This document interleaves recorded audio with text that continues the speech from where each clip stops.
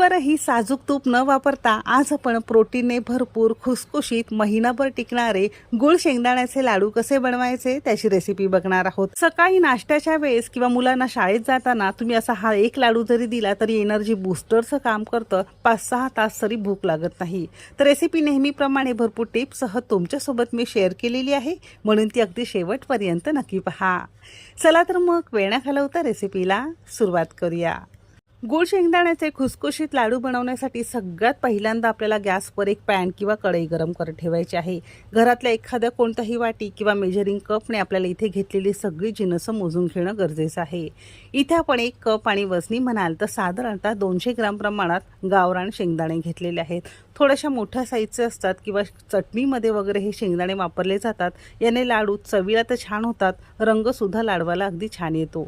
तुम्ही रोजचे आपले साधे शेंगदाणे वापरले तरी सुद्धा चालू शकतील।